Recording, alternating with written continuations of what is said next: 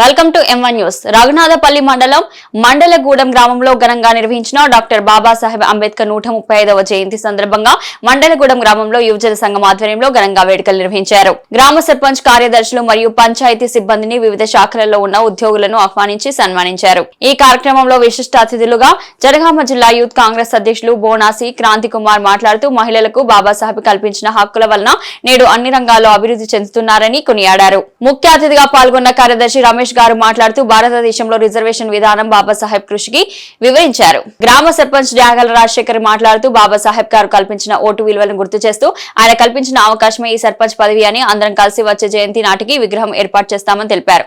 యువజన సంఘం నాయకురాలు రచయిత్రి బోనాసి రేణుక గారు మాట్లాడుతూ అంబేద్కర్ జీవిత చరిత్రను ఆశయాల కవితా రూపంలో ఆవిష్కరించారు.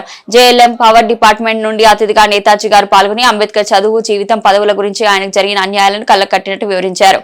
అంబేద్కర్ యువజన సంఘం అధ్యక్షుడు కొత్తపల్లి చంటి మాట్లాడుతూ అంబేద్కర్ గారి ఆశయాలను, ఆయన కోరుకున్న సమానత్వం మరియు బీసీ వర్గాల వారికి అంబేద్కర్ రాజ్యాంగం ద్వారా ఎలా న్యాయం జరిగిందో వివరించారు. ఆయన కోరుకున్నట్లు ప్రజల సమస్యల మీద హక్కుల కోసం బోధించి సమీకరించి పోరాడాలని పిలుపునిచ్చారు. పెద్ద వక్తలే ఉన్నారు. అన్ని పాయింట్లు అంబేద్కర్ గారి గురించి కానీ మన రాజ్యాంగం గురించి కానీ ప్రతి ఒక్కరు చాలా క్లుప్తంగా గారు లేరు అందుబాటులో. సెక్రటరీ రమేష్ గారు, వార్డ్ మెంబర్స్, ఏఎన్ఎం కల్పన గారు, ఆశా వర్కర్లు, అంగన్వాడీ టీచర్, ముద్రా సంఘ అధ్యక్షులు సత్యనారాయణ గారు, జనగామ జిల్లా యువజన కాంగ్రెస్ అధ్యక్షులు బోనాష్ కుమార్ గారికి మరియు గ్రామ పెద్దలకు, యువకులకు, అంబేద్కర్ యువజన సంఘం అధ్యక్షులు, నాయకులకు నా నమస్కారాలు. అంబేద్కర్ గారు భారత రాజ్యాంగాన్ని రాష్ట్ర నిర్మాత కానీ కాదు.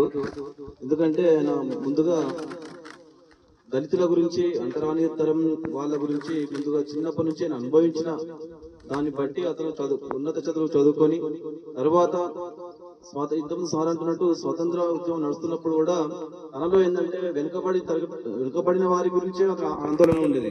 దాని గురించే రాజ్యాంగంలో పొందుపరిచిన విషయాల్లో మొదటిగా ఏంటంటే సమాన హక్కుల గురించి.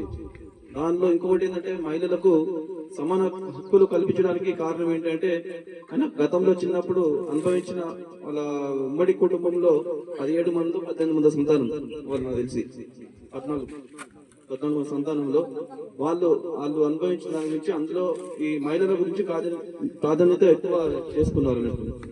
సమాన హక్కుల గురించి పోరాటం చేసింది అందుకనే. ఆయన మన భారతదేశంలో మొదటిగా న్యాయ వ్యవస్థకు ఇంతకుముందు అమ్మాయి చెప్తున్నది, న్యాయ వ్యవస్థ మంత్రిగా పనిచేశారు. ఆ క్రమంలోనే మహిళలకు సమాన హక్కులు కలగాలని ఆయనలో చట్టాన్ని రూపొందించారు.